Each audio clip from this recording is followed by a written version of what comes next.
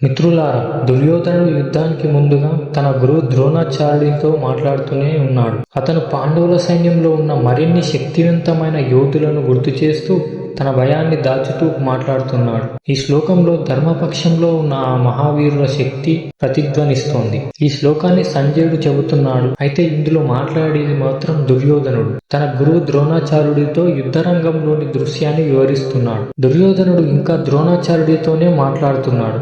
తన మాటల్లో గౌరవం ఉన్నట్టే కనిపించినా అవి భయం, అసూయ, వ్యూహం కలగలిపిన భావాలు. పాండవుల సైన్యంలోని శక్తివంతమైన వీరులను ప్రస్తావిస్తూ తన గురువుని మానసికంగా ప్రేరేపించాలనే ప్రయత్నం చేస్తున్నాడు. ఇక్కడ యుయుధాన్యుడు, పరాక్రమశాలి, ఉత్తమౌజ్యుడు, అభిమన్యుడు, ద్రౌపది కుమారులు వాళ్ళందరూ మహారథులు. ఈ శ్లోకంలో దుర్యోధనుడు పాండవుల సైన్యంలో ఉన్న ముఖ్యమైన అత్యంత ధైర్యవంతమైన యోధులను ప్రస్తావిస్తున్నాడు. యుయుధాన్యుడు అంటే పాంచాల్య రాజ్యానికి చెందిన వీరుడు, ధర్మపక్ష సైన్యంలో ప్రధానాధికారి. ఉత్తమౌజ్యుడు ధైర్యశాలి, దుష్టదుమ్నునికి సహాయకుడు. సౌభద్రుడు అంటే అభిమన్యుడు, అర్జునుడు సుభద్ర కుమారుడు, కృష్ణుని సోదర పుత్రుడు. యుద్ధరంగంలో అపార ధైర్యం చూపిన మౌవన వీరుడు.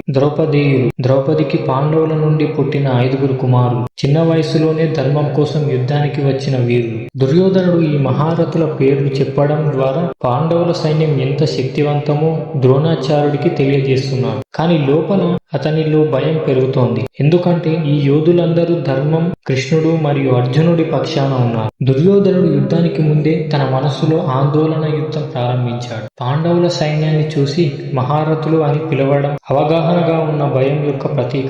మన జీవితంలో కూడా ఇలాంటిదే జరుగుతోంది. సమస్యలు ఎదురైనప్పుడు మనం వాటిని భారీగా చూస్తాం. అవే మన భయానికి మూలమవుతాయి. కానీ ధర్మం పక్షాన నిలిస్తే ఎంత పెద్ద సవాలు వచ్చినా అది మన బలాన్ని మాత్రమే పరీక్షిస్తుంది, నాశనం చేయదు. ఈ శ్లోకం చెబుతున్నది గాఢమైన సత్యం ఏమిటంటే బయట యుద్ధం కన్నా మన అంతర్గత యుద్ధం ఎక్కువ. దుర్యోధనుడు బయట సైన్యాన్ని లెక్క పెడుతున్నాడు, కానీ అతని మనస్సులో భయం, అసూయ, అహంకారం యుద్ధం చేస్తున్నాడు. మనలో కూడా అలానే మనం ఇతరుల బలం లెక్క పెడతాం, కానీ మన విశ్వాసాన్ని లెక్క పెట్టం. అదే మన పరాజయానికి మొదటి కారణం అవుతుంది. ఈ శ్లోకం నుండి మనం నేర్చుకోవాల్సింది ఏమిటంటే శత్రువుల బలం లెక్క పెట్టడం కాదు, మన ధైర్యం గుర్తు చేసుకోవడం ముఖ్యమైనది. జీవితంలో ధర్మపక్షాన నిలిచిన వాడికి ఎదురుగా ఎంత మహారథులున్నా కృష్ణుడు రథసారథిగా ఉన్నంత కాలం జయం ఖాయం. ఇదే భగవద్గీత మొదటి అధ్యాయం 6వ శ్లోకంలోని లోతైన అర్థం. ఇక్కడ పాండవుల సైన్యం మహావీరులతో నిండిన దృశ్యం మనకు కనిపిస్తోంది.